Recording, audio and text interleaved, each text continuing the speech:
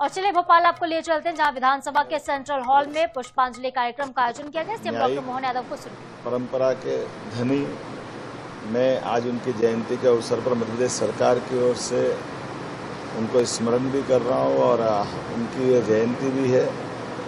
स्वर्गीय राजमाता जी के साथ आकर के उस समय की राजनीति में विपक्ष की प्रमुख आवाज बनकर के ये मध्य प्रदेश की जनता पे भरोसा दिलाया कि लोकतंत्र में पक्ष और विपक्ष दोनों की दृष्टि से अब बदला हुआ समय है। राज व्यवस्था के बजाय लोकतांत्रिक परंपरा की वो मध्य प्रदेश की उत्कृष्ट मिसाल बने, मेरी अपनी ओर से उनको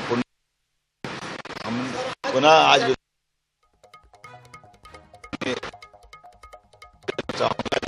कारण से मुख्यमंत्री या विधानसभा अध्यक्ष ऐसी महत्वपूर्ण जयंती मनाने की आपने उत्कृष्ट परंपरा कायम की है, जिनके कारण से हम अपने राज्य के अंदर बीते उस इतिहास की ऐसी महत्वपूर्ण हस्तियों को स्मरण करते हैं।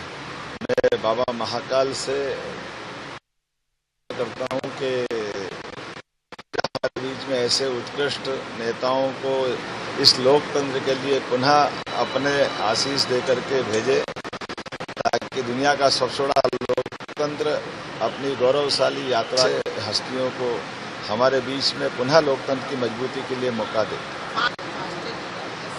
जैसे आपकी जानकारी में माननीय प्रधानमंत्री ने परसों अनाउंस किया और मध्य प्रदेश उन राज्यों में से जिसने सबसे पहले भी निर्णय प्रधानमंत्री का होता है और उसको लागू करने वाला पहला राज्य मध्य प्रदेश बनता है।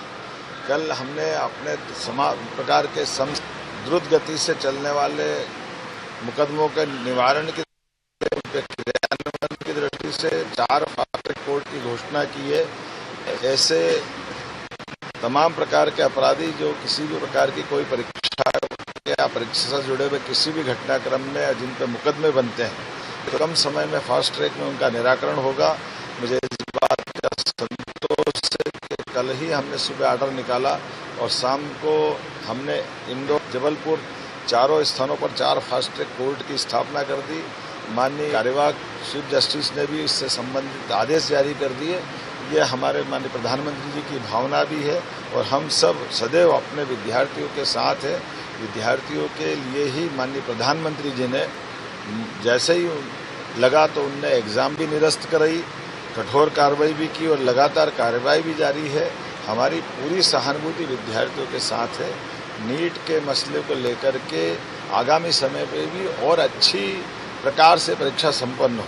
ये भी मैं उल्लेख करना चाहूँगा कि माननीय प्रधानमंत्री जी के कार्यकाल में ही हमारे मेडिकल कॉलेजों की संख्या भी डबल से ज़्यादा हुई। विश्वविद्यालय भी 641 विश्वविद्यालय थे, आज की स्थिति में 1400 से ज़्यादा विश्वविद्यालय हुए हैं। 50,000 के आसपास मेडिकल की सीटें थी, आज वो लाख से यूजी पीजी की सीटें अलग अलग प्रकार से बढ़ी है, डबल से ज़्यादा हुई है।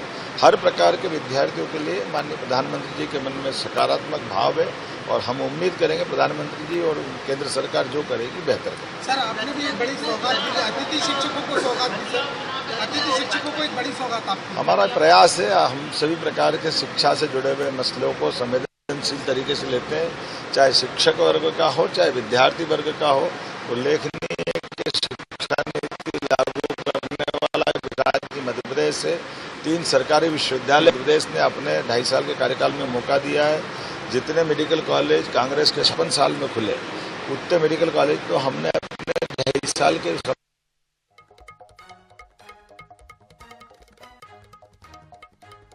ऐसा नहीं कर रही, हमारी ड्यूटी है, ये हमारे अपने में लिए गए निर्णय है। सर, आप आज मध्य प्रदेश विधानसभा में हमारे राज्य के पूर्व मुख्यमंत्री